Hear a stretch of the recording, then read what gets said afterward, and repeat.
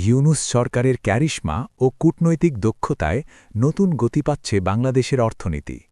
তারই এক বড় প্রমাণ, জাপানের বাজারে এবার ৭,৩৩৯টি পণ্যে শুল্কমুক্ত সুবিধা পাচ্ছে বাংলাদেশ।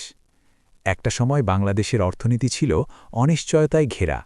বিনিয়োগে স্থবিরতা, বৈদেশিক বাণিজ্যে চাপ, আন্তর্জাতিক বাজারে আস্থার সংকট। এই প্রেক্ষাপটের মাঝে দেশের দায়িত্ব নেয় ইউনূস সরকার, আর শুরু হয় আস্থা পুনর্গঠনের যাত্রা। ড. মুহাম্মদ ইউনূসের নেতৃত্বে সরকার কূটনীতিকে নিয়েছে অর্থনৈতিক পুনরুদ্ধারের কেন্দ্রবিন্দুতে। বিশ্বের বড় অর্থনীতিগুলোর সঙ্গে বাস্তবভিত্তিক আলোচনার ফলেই বাংলাদেশ আবার জায়গা করে নিচ্ছে বৈশ্বিক বাণিজ্যের মানচিত্রে। এরই ধারাবাহিকতায় সফলভাবে শেষ হয়েছে বাংলাদেশ জাপান অর্থনৈতিক অংশীদারিত্ব চুক্তি ইপিএ। চুক্তি কার্যকর হলে বিশ্বের চতুর্থ বৃহত্তম অর্থনীতির দেশ জাপানের বাজারে বাংলাদেশের পণ্যের প্রবেশ হবে আরও সহজ ও প্রতিযোগিতামূলক।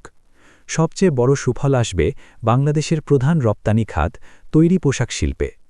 চুক্তির প্রথম দিন থেকেই আরএমজি পণ্য পাবে শুল্কমুক্ত সুবিধা। এমনকি সিঙ্গেল স্টেজ ট্রান্সফরমেশন থাকায় উৎপাদন ও রপ্তানি হবে আরও সহজ।